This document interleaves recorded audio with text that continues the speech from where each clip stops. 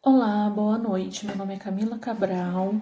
A gente vai apresentar nosso trabalho Lei e Diretrizes de 1971 e a base da educação durante a ditadura. As participantes são Maria Fernanda, Maria Viviane, Tatiane Priscila, Brenda de Castro, Beatriz Garcia, Bruna Aparecida, Alessandra Santana.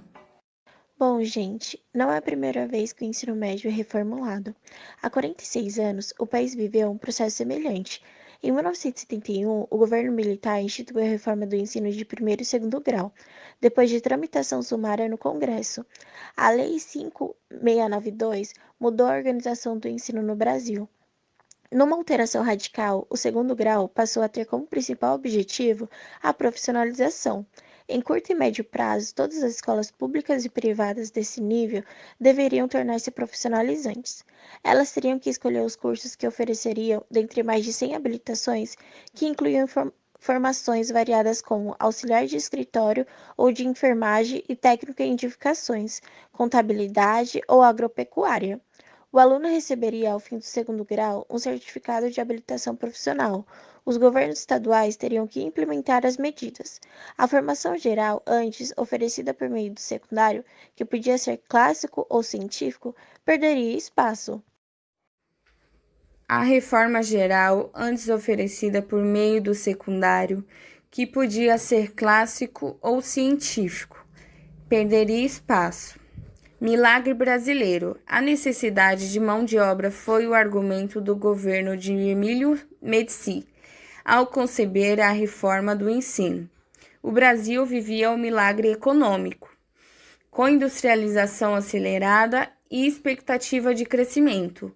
O país precisava de trabalhadores, sustentava o presidente.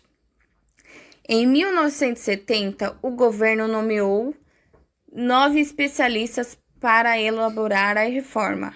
O anteprojeto ficou pronto em 2 meses. Em junho de 1971, chegou ao Congresso a reforma proposta.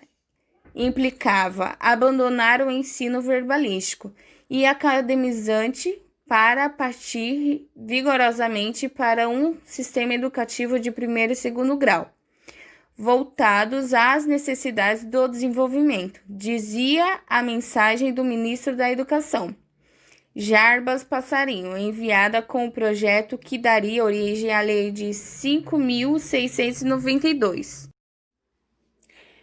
O ministro senador licenciado possibilitaria o abandono do ensino meramente propedêutico, preparatório para o ensino superior, para dar terminalidade à escola de segundo grau, formado os técnicos de nível médio, de que tem fome a empresa privada e pública. A terminalidade a que se referia o ministro significava que o aluno, ao se qualificar como técnico ou auxiliar, poderia dar por encerrado os estudos e entrar no mercado de trabalho. Para o professor emérito da Universidade Federal do Rio de Janeiro, Luiz Antônio Cunha, a terminalidade era o principal objetivo do governo. Mais do que atender a supostas necessidades do mercado, o que o regime militar queria era reduzir a demanda por vagas no ensino superior, sustenta Cunha, autor de obras sobre ensino técnico profissional. Na época, conta ele, o governo era pressionado pelos chamados excedentes, estudantes que eram aprovados no vestibular, mas não conseguiam entrar na universidade. Explica-se. O vestibular não era classificatório. Todos que obtivessem uma determinada nota poderiam, em tese, ingressar na faculdade. O governo que sucede o golpe de 1964 tinha como tônica a redução dos gastos governamentais com ensino. Para isso, era necessário reduzir a demanda de ensino superior, que crescia de forma intensa. O instrumento foi a profissionalização universal e compulsória de todos o segundo grau. A necessidade de mão de obra não foi a motivação. isso era ilusório, sustenta. Uma das integrantes do grupo de trabalho que elaborou a reforma em 1970, a professora emérita da Universidade Federal de Minas Gerais, Magda Soares, diz que a intenção dos especialistas era outra. A proposta do grupo, conta ela, era dar oportunidades de profissionalização aos alunos. Uma base de estudos gerais prepararia os jovens que o desejassem para o ensino superior, ao mesmo tempo em que uma habilitação de nível médio já lhes possibilitaria uma ocupação, o que beneficiaria, sobretudo, os mais pobres. Mas isso foi um sonho que não se realizou, diz. A aprovação do Congresso foi rápida, sem espaço para debater nem fora e nem dentro do parlamento. O país viveu o período mais duro do regime e o legislativo havia sido fechado. Em 1968, o reaberto apenas no ano seguinte estava ceifado por cassações de mandatos. O projeto da Lei de 1971 chegou ao Congresso em regime de urgência. Em 40 dias foi analisado por uma comissão mista que tinha 18 parlamentos na arena. O partido do governo, em apenas 4 do MDB, o Partido das Opções de encaminhado para votação em sessão conjunta do Senado e da Câmara, a discussão e a votação em plenário do Congresso Nacional ocorreu em um único dia em julho de 1971. Aos poucos, os deputados senadores que se manifestaram em plenário apoiaram a proposta, mostram documentos guardados no arquivo do Senado. Torna-se inadiáveis medidas concretas para acelerar o preparo do povo brasileiro. O país precisava de mão de obra de melhor qualidade em maior quantidade no menor tempo possível, disse o deputado Flecha Ribeiro, primo do atual senador do mesmo nome. O relato que já foi o deputado Arderbal Jurema, que havia integrado o grupo, se especializações responsáveis pela elaboração da reforma de 1970. Aos colegas, o relator ressaltou que a proposta daria ao mesmo ensino médio uma finalidade própria. Não podíamos continuar de braços cruzados diante de um ensino que não preparava o aluno para se tornar um instrumento válido em frente à carência de recursos humanos. O deputado Candidilson Sampaio frisou que os estudantes que terminavam o curso secundário, o curso científico ou o curso clássico, ambas de formação geral, estavam praticamente inabilitados para a vida, porque não tinha uma profissão nem mesmo a oposição ousar confrontar a reforma do deputado Laerte Vieira. Apenas pendurou que a implantação do profissionalizante não seria fácil.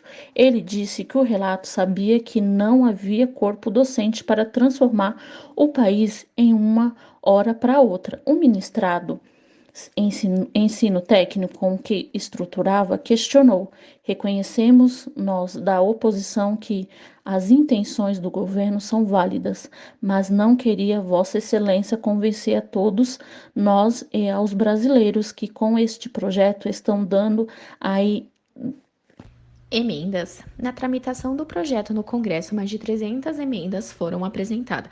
A maioria, porém, era inocua. Avalia o educador Demirval Saviani, especialista em História da Educação. Nenhum contestava os princípios da reforma, muito ao contrário, buscavam deixar ainda mais explícitos os objetos do governo. De Saviani, o estudou a atuação do parlamento nas reformas educacionais. Um exemplo é a emenda que reforçou a obrigatoriedade da profissionalização do segundo grau. O texto enviado ao Congresso determinava que a partir da formação especial devia ser predominada no currículo do segundo grau. Seria destinada à habilitação profissional ou ao aprofundamento em determinadas ordens em estudos gerais. O deputado justificou e é necessário fechar de uma vez por todas as escolas ao ensino verbalista e academizante, que não forma nem para o trabalho e nem para a vida, a alteração ou aprofundamento Estudos gerais seriam grande brecha por onde revelariam as escolas e o sistema avesso da formação profissional do jovem. Anos depois, de volta ao Congresso, com o senador Passarinho diria aos colegas em plenário que todos ali deveriam saber que a profissionalização obrigatória no segundo grau havia surgido por imposto do parlamento e não do governo. Uma emenda de um deputado alterou o texto original. Nesse sentido, afirmou-se o ex-ministro em agosto de 1982, enquanto o Congresso avalia uma nova lei que revogaria a reforma de 1971. Saviano, no entanto, contesta a atribuição, responsabilidade ao Congresso. O espírito de todo o projeto governo era a mesma de profissionalização obrigatória, compulsória, quando o relator acolheu a emenda. Foi porque entendeu que ela correspondia ao espírito do projeto original. Dizer a responsabilidade foi o parlamento e desconversar, porque o parlamento estava subordinado ao governo. Outro argumento utilizado pelo governo militar era defender o novo ensino médio. Era a necessidade de recompor com o conceito o ensino técnico era para os filhos dos pobres e a universidade era para os filhos do rico. O que ocorreu foi que o estudante, como melhor nível financeiro, encontrarão escolas particulares que burlaram a exigência do ensino técnico, se dedicando à formação geral que preparava para o vestibular. Problemas. Os jornais comemoraram a sanção da Lei 5.692 em agosto de 1971. O ensino médio, objetivo e profissional marcaram o despertar de um Brasil novo, diziam alguns editoriais. Um ano depois, porém, já apareceu crítica à reforma, mostrando a dificuldade das escolas e dos governos na implantação do ensino profissionalizante. Em novembro de 1972, o Jornal do Brasil deu a voz aos secretários estaduais de educação que se queixavam da falta de recursos. As despesas exigidas pelas mudanças tornaram a situação mais difícil, e mesmo as injeções de verbas feitas pelo MEC não são suficientes para amenizar a deficiência, dizia a reportagem citando a falta de professores e lembrando que muitas escolas tinham instalações precárias e estavam mal equipadas. Poucas terão condições de proporcionar o ensino profissionalizante sem fazer gastos acima de suas possibilidades, previu o jornal. Nos anos seguintes, a empresa continuaria refletindo os pedaços da reforma. Ensino técnico e de difícil implantação é caríssimo, reclamou o secretário de Educação de São Paulo, José Bonifácio Nogueira, ao Estado de São Paulo em 1975.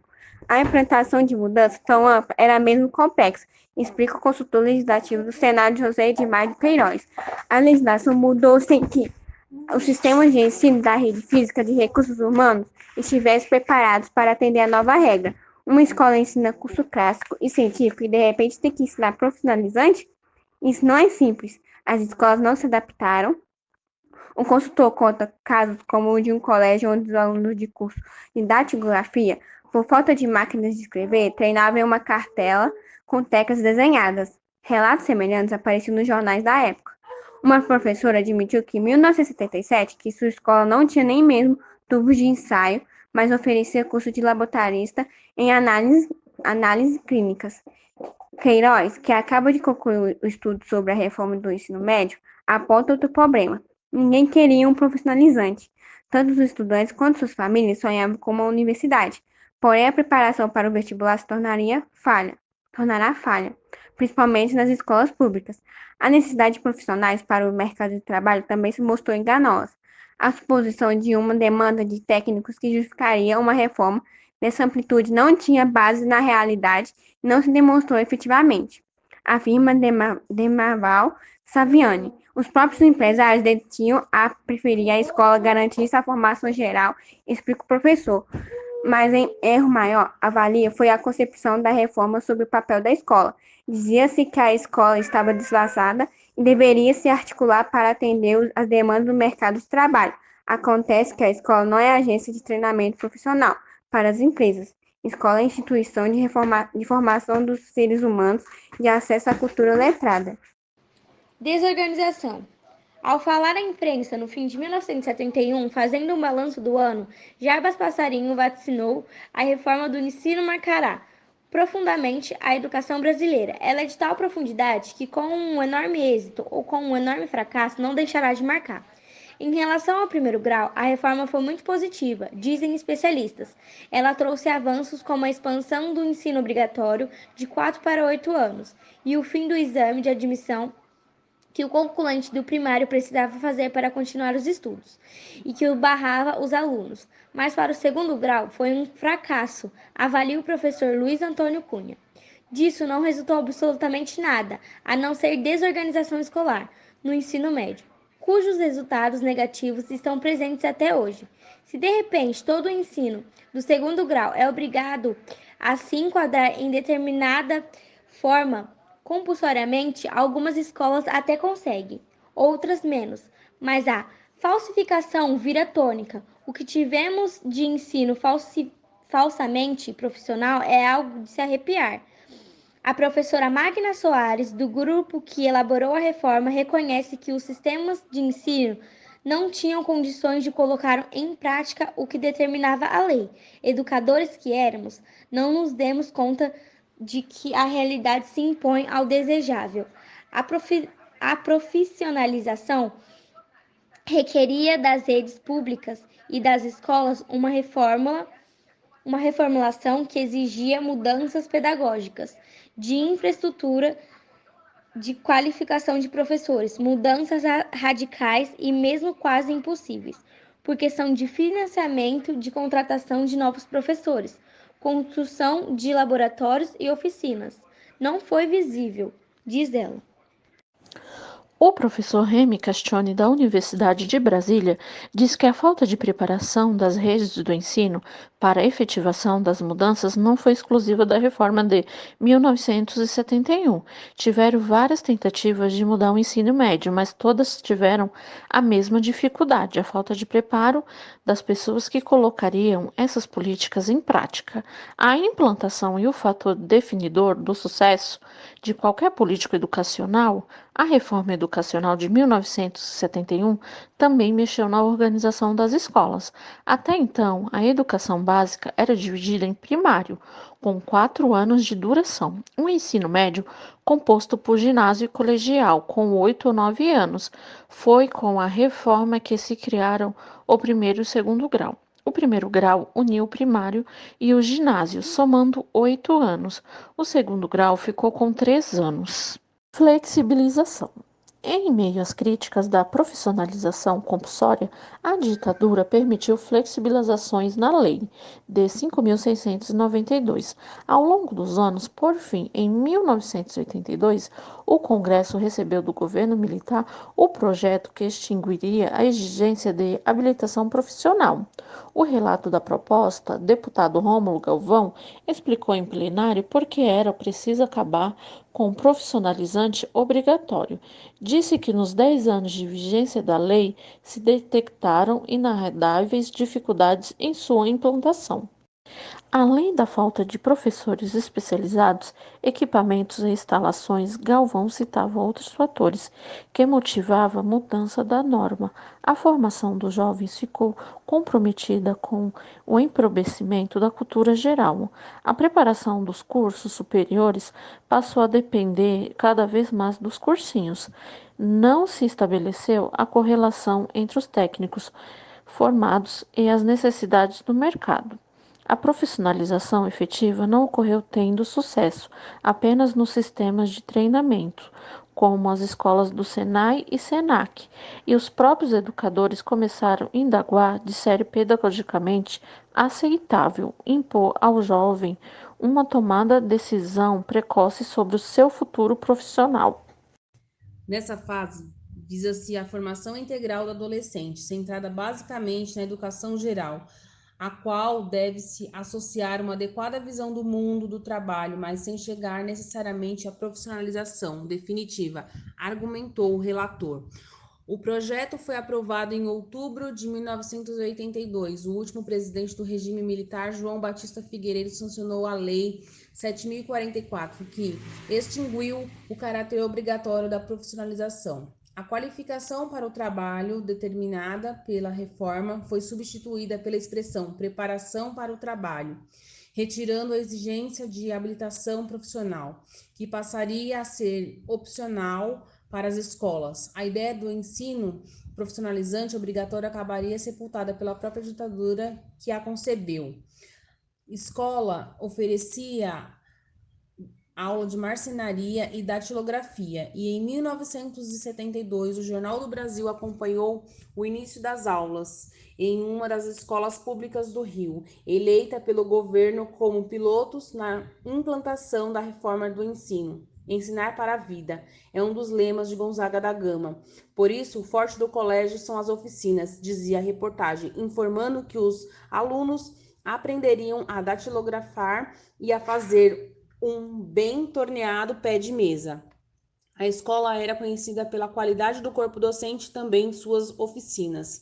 O colégio despertou minha curiosidade para a área profissional. Tínhamos ótimos professores e didática pioneira, oficinas bem montadas, conta Hélio de Matos Alves, aluno da escola em 1970 e 1973. Hélio praticou marcenaria, metalúrgica e artesanato em couro. Filho de operários, aos 15 anos começou a trabalhar em uma fábrica de luvas, usando o que aprendera na escola. A qualidade, porém, não era regra na rede pública. Depois do Gonzaga da Gama, Hélio estudou em outra escola, onde os alunos se formavam técnicos em química. O curso era péssimo, nem laboratório havia, lembra. A formação geral também era falha. Por isso, o jovem que queria fazer universidade foi para um colégio particular, que preparava para o vestibular. Formou-se em farmácia e hoje é professor da UFRJ. Fonte: Agência Senado.